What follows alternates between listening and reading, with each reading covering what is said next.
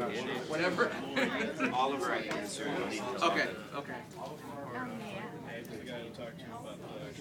Hey, Daniel, I appreciate you. Thanks for letting us know. Oh, yeah, I have that thing. Well, I catch you. You're okay. You're on the hook for a great singer quote here. I can't write a story without. What? You're the best at that, Eli. I was like, "Where's Eli? Come on, I need my singer quote." Why is this important today, and what is the takeaway for folks who are going to be reading the story? Why Tulsa? Why Occupy Tulsa? Talk about that. How special this is. Well, when you have a movement like this, the thing is that the rights of everyone is. I joined this movement for economic reasons, but what I found is that people on Wall Street were being arrested for trying to close their bank accounts without being disruptive in the banks, just going in to close their bank accounts. The banks used the police as a tactic to stall so that they could come up with trumped up fees to get people to not shut their bank accounts. Why Tulsa? Because, again, like, liberty matters to us all, freedom matters to us all, and you can't silence the voice of a people who feel oppressed. You can't just keep putting down that dissent and that rage. I mean, it starts somewhere, and it starts with peaceful protests, but if you don't allow for that, if you resist, that, you should expect resistance. People aren't going to go quietly and, the cold, dark night of oppression. That's not who we are. We're Americans, and we were born on protest. I was asking Daniel a little bit a couple minutes ago about what is the future for Occupy Tulsa. Are you still going to be occupying the park sporadically, or what is the? I know you guys you've taken to Facebook, you've taken to the mass media savviness of what you're doing, your next moves. Hey, let me call you right back in the middle of the interview. What's next for you guys? Depending on the outcome of this court case or not. The future is unity. The future is we're going to keep working together. We're going to keep raising awareness for our cause. I'm sure we'll be back in the park at some point. But we're just going to keep doing what we do, which is to raise awareness, to try to get people to defund the corporations that claim they're too big to fail. We're going to keep working together for our goals, and our goals are economic and social justice. And that's a long haul fight. That's not something that you just get to tuck away overnight and say, okay, well, the job's done. Yeah. That's something that you're in for the long haul.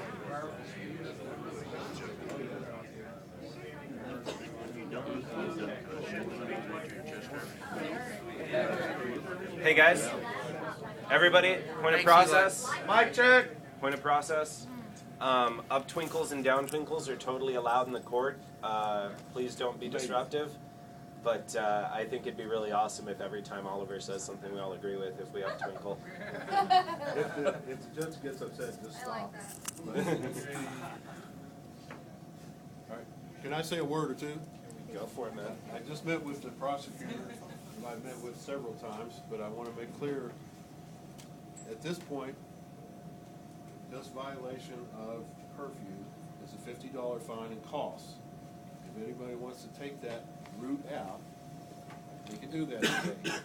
I'm not going to stand on the soapbox and say this is all for fighting and it's all to make a point for the First Amendment. If you'd rather not do that, today you're offered that deal. And even people that were charged with resisting, the offer on those resisting charges is a $200 fine plus costs on top of that. Again, that's the easy way out. That's no jail. That's no trial. That's no nothing. No fighting any further. And as each individual has a right to decide what to do with their case. I don't want you to think that we're ramrodding you into some kind of thing you don't want to go through here. So anybody won't be considered cowardly or anything else if you decide to take that way out. Could I have anybody's hand that want to plead today? Come on in, Mike. I want to introduce you to Mike Fairchild here. He's graciously agreed to help me doing some briefing and some other things. Logistics today, we did end up in one courtroom in number 2. Yes. I was real real concerned that we might have to have 3 different attorneys in 3 different courtrooms today, and it'd be a real mess. And we have right now the cooperation of the presiding judge in Division 2, who's agreed to take all of our cases into his courtroom, and for purposes of today, they're going to be consolidated from now on. Now, of those that are charged with resisting, on top of the curfew violations, you're in a separate category. And I would very much like to set those cases for motion hearings and possibly jury trial. Anybody disagree? And this is the time to speak up. Yes. Question. Sure. What is the worst possible outcome? The worst possible, Samuel, is a $500 fine and 90 days in jail. Don't anticipate to get that with me representing you, but. Just wanted another one again. And is that the resisting charge, or is that? That's strictly the curfew violation, but in my opinion, the resisting charge is trash anyway, and I expect to weed those out with a motion. Go ahead. Oh, I was Oh, you're just disagreeing, sorry. Yes. I'm not used to that. Is that per charge, or? Yeah. The city wants to make a big bunch of money on you guys. You know? So if there's a total of 3 charges, that could be up to? Yes, and in fact, for the first time this morning, Mr. Garner has decided that those got arrested more than once, they may actually increase the penalty or try to. So beware of that, Mr. Black, wherever you are. You have the distinction of being arrested 3 times, I believe. 4. You missed what Tyler's typing. I stand corrected. When we go in the courtroom, which we will eventually, this is just a jury room where any jury that might hear this case is going to deliberate. It's nice in here, don't you think? Yeah. When we go in there, all I ask of you is that you all look nice already, so just be respectful of the judge, because that can get you a contempt of court charge if you're not, which means I prefer you not speak at all. This maneuver, I don't think the judge's going to be familiar with it. If you do it and you get any kind of flack from it, shut it down. You know, but it is freedom of speech, so I know they'll tell you not to do that either. Any questions so far? Yeah. Will observers be allowed in the courtroom? I think so. I think it's going to be our courtroom in a few minutes. Okay. Whose courtroom? Next question, cameras. Cameras are not allowed in the courtroom unless you have some kind of special permission from the judge.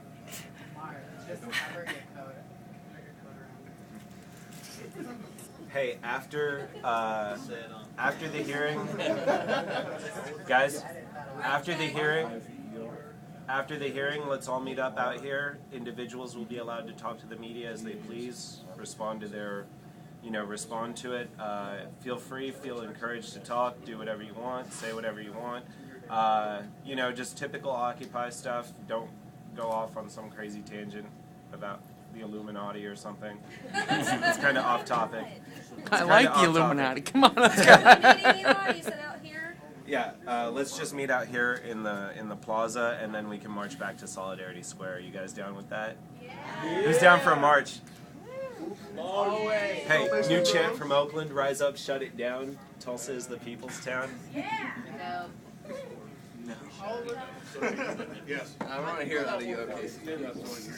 So, if they do charge the fines, I mean, if they convict us or whatever. You have to be found guilty before that could happen. Sure.